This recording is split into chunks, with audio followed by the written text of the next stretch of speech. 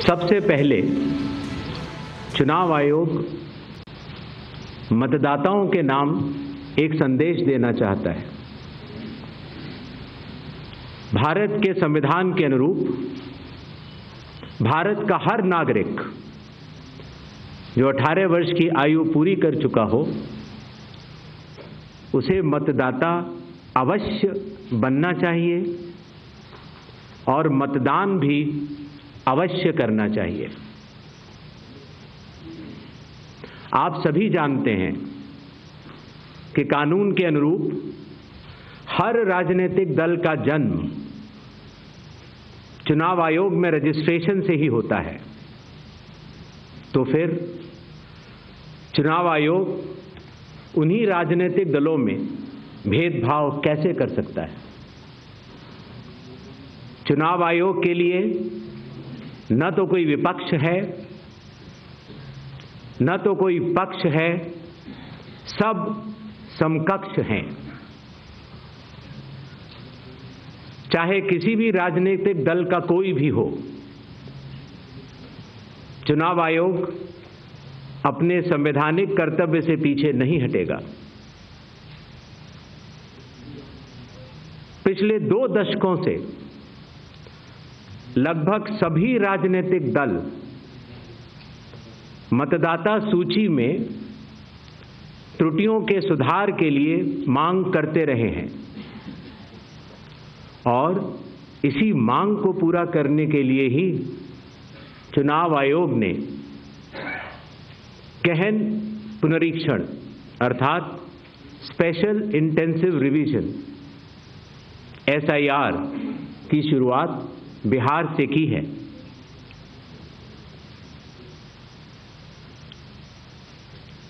SIR की प्रक्रिया में सभी मतदाता, बूथ लेवल ऑफिसर्स और सभी राजनीतिक दलों द्वारा नामित 1.6 लाख BLAs ने मिलकर एक प्रारूप सूची तैयार की है। इस प्रारूप सूची की एक कॉपी आप सभी लोगों को दी गई है, जिसमें कि हर बूथ में जब ये प्रारूप सूची तैयार की जा रही थी तो सभी राजनीतिक दलों के बूथ लेवल एजेंट्स ने उसे हस्ताक्षर के साथ भी सत्यापित किया है। इस प्रारूप सूची में त्रुटियां हटाने के लिए एक बार फिर निर्धारित समय परिधि में सभी मतदाता और राजनीतिक दल मिलकर अपना बहुमूल्य योगदान दे रहे हैं। विगत आंकड़ों के अनुसार स्वयं मतदाताओं ने लगभग 28,370 ऐसे क्लेम्स एंड ऑब्जेक्शंस दिए हैं और जो मतदाता 1 जुलाई को 18 वर्ष की आयु पूरी कर चुके हैं या 1 अक्टूबर को 18 वर्ष की आयु पूरे करने वाले हैं, ऐसे 1,03,703 मतदाताओं ने भी अपना आवेदन फॉर्म 6 और डिक्लेरेशन के साथ किया है।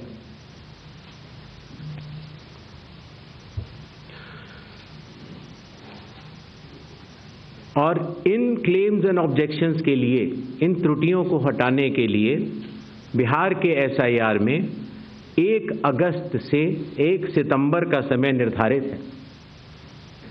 अभी भी 15 दिन का समय बाकी है। चुनाव आयोग सभी राजनीतिक दलों को उनके द्वारा नामित बूथ लेवल एजेंट्स को, नेशनल लेवल पॉलिटिकल पार्टीज को, स्टेट लेवल पॉलिटिकल पार्टीज को आह्वान करता है कि आने वाले 15 दिनों में जो भी प्रारूप मतदाता सूची उनको दी गई है, उसमें अगर कोई भी त्रुटि हो तो उसको प्रिस्क्राइब्ड फॉर्म के तहत जमा करें। चुनाव आयोग के दरवाजे हमेशा सबके लिए समान रूप से खुले हुए हैं। जमीनी स्तर पर सभी मतदाता, सभी राजनीतिक दल और सभी बूथ लेवल ऑफिसर्स मिलकर एक पारदर्शी तरीके से कार्य कर रहे हैं, सत्यापित भी कर रहे हैं, हस्ताक्षर भी कर रहे हैं और वीडियो टेस्टिमोनियल्स भी दे रहे हैं। यह एक गंभीर चिंता का विषय है कि राजनीतिक दलों के जिला अध्यक्षों और उनके द्वारा नामित बीएलएस के ये सत्यापित दस्तावेज, टेस्टिमोनियल्स, उनकी आवाज, उनके स्वयं के राज्य स्तर के या राष्ट्रीय स्तर के नेताओं तक या तो पहुंच नहीं पा रही है और या फिर जमीनी सच को नजरअंदाज करते हुए भ्रम फैलाने की कोशिश की जा रही है। सत्य तो यह है कि कदम से कदम मिलाकर सभी स्टेक होल्डर्स बिहार के एसआईआर को पूर्ण रूप से सफल बनाने के लिए कटिबद्ध हैं, प्रयत्न कर रहे हैं और कठिन परिश्रम कर रहे हैं। जब बिहार के 7 करोड़ से भी अधिक मतदाता चुनाव आयोग के साथ खड़े हैं, तो न तो चुनाव आयोग की साख पर कोई प्रश्न चिन्ह खड़ा हो सकता है और न ही मतदाताओं की साख पर। कानून के अनुसार अगर समय रहते मतदाता सूचियों में त्रुटियां साझा न की जाएं,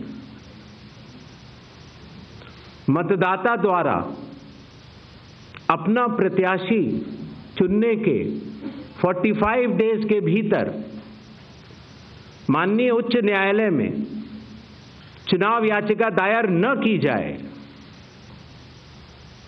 और फिर वोट चोरी जैसे गलत शब्दों का इस्तेमाल करके जनता को गुमराह करने का असफल प्रयास किया जाए,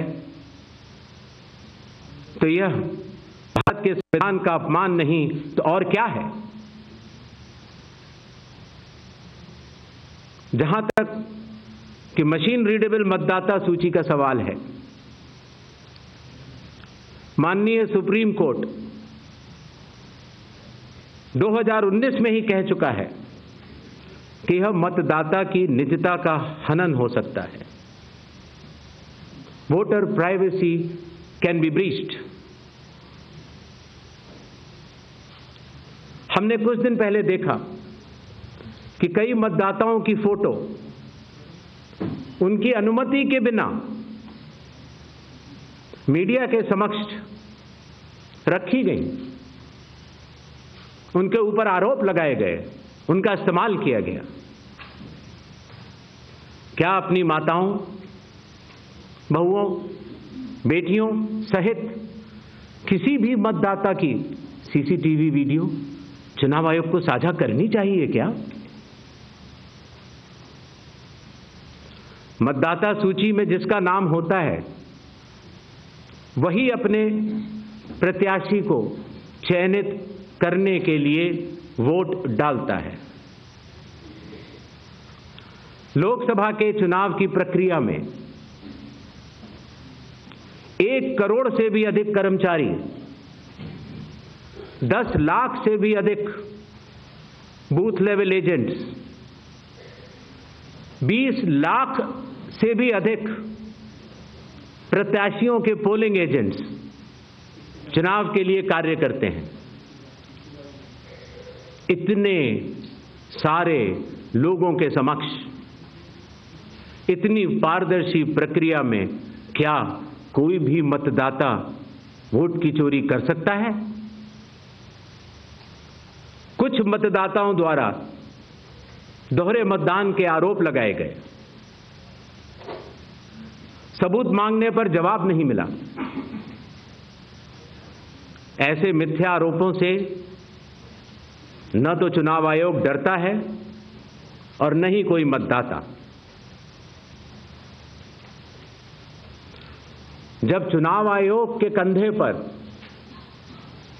बंदूक रखकर भारत के मतदाताओं को निशाना बनाकर राजनीति की जा रही हो, तो आज चुनाव आयोग सबको स्पष्ट करना चाहता है कि चुनाव आयोग निडरता के साथ सभी गरीब, अमीर, बुजुर्ग, महिला, युवा सहित सभी वर्गों और सभी धर्मों के मतदाताओं के साथ बिना किसी भेदभाव के चट्टान की तरह खड़ा था, खड़ा है और खड़ा रहेगा। जय हिंद, जय Bharat.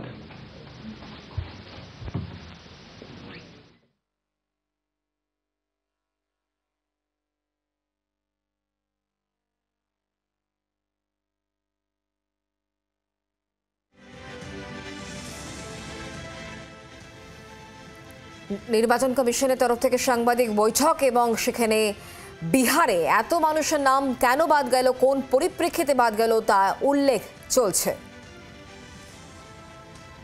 Sir, here. Prashant from Asianet News. As you know, after Rahul Gandhi's press conference, there are many issues coming up from different states, including states like Kerala. Will you initiate an inquiry into all these allegations which are coming from different states? Next, 5 questions. 22.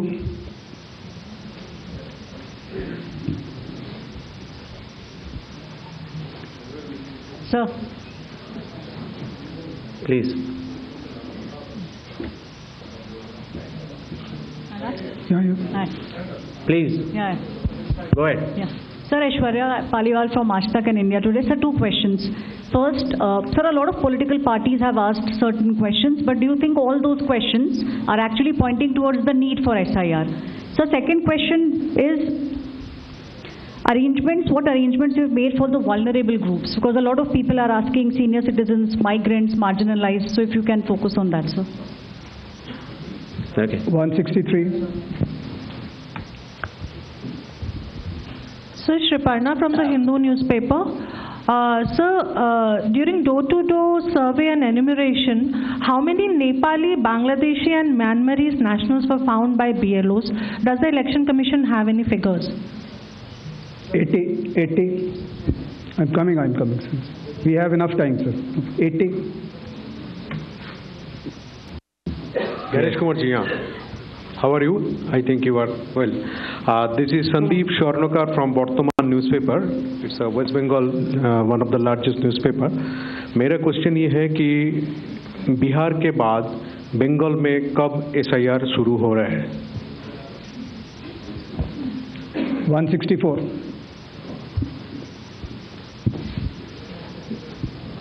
Sir Neeraj हूँ, news 18 India से, network 18 से। हमारा सवाल है कि special summary revision सालाना तौर पे होता है हर साल, तो SIR की ज़रूरत आपको कौन सा मतदाता सूची दोनों प्रक्रिया से अलग मिलेगा, हम ये जानना चाह रहे हैं। और एक सप्लीमेंट्री सवाल है इसी के साथ कि आपने कहा कि कुछ पॉलिटिकल पार्टीज के नेता भ्रम फैलाने की कोशिश कर रहे हैं। उनका ये भी कहना है, राहुल गांधी की मैं बात कर रहा हूँ, थोड़ी देर पहले उन्होंने कहा है क्यों उन्हीं से शपथ पत्र सिर्फ मांगा जा रहा है, दूसरे लोग, दूसरी पार्टी के लोग जो सवाल कर रहे हैं उनसे क्यों नहीं? तो इन 5 सवालों को पहले ले लेते हैं।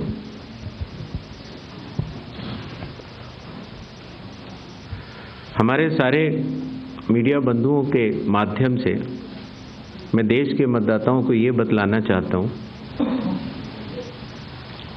कि जब भी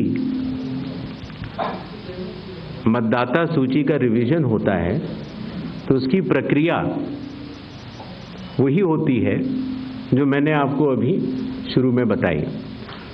अर्थात सबसे पहले बूथ लेवल ऑफिसर्स और BLAs, राजनीतिक दलों के BLAs मिलकर एक ड्राफ्ट तैयार करते हैं और उसके बाद सभी राजनीतिक दलों को और उसी असेंबली कॉन्स्टिट्यूएंसी के मतदाताओं को ये अधिकार होता है कि वो उसमें त्रुटियां सुधारने के लिए आवेदन कर सकें। आवेदन 3 तरह के हो सकते हैं, या तो किसी का नाम छूट गया हो तो फॉर्म 6 होता है, या किसी का नाम गलत जुड़ गया हो या किसी और को जुड़वाना हो तो फॉर्म 7 होता है, और या कई बार उसमें विवरण गलत हो जाए, आपकी नाम की स्पेलिंग गलत हो जाए, फोटो गलत हो जाए, एड्रेस गलत हो जाए तो फॉर्म 8 होता है। तो ये क्लेम्स एंड ऑब्जेक्शंस का जो पीरियड होता है ये बहुत महत्वपूर्ण होता है, और इसमें सभी राजनीतिक दलों की भागीदारी और मतदाताओं की भागीदारी भी आवश्यक होती है। जब ये सारे क्लेम्स एंड ऑब्जेक्शंस आ जाते हैं तो उसके बाद जो उस इलाके का एसडीएम होता है, जिसको कई जगहों पर इलेक्टोरल रजिस्ट्रेशन ऑफिसर भी बोलते हैं, जो कि स्टेट गवर्नमेंट का एक अधिकारी होता है, वो उस पर एक निर्णय लेता है और निर्णय करने के बाद एक अंतिम सूची का प्रकाशन करता है। ये प्रक्रिया मैं आपके माध्यम से सभी मतदाताओं को बताना चाहता हूं, जिससे कि उन्हें भी सनद रहे कि पूरी प्रक्रिया होती क्या है।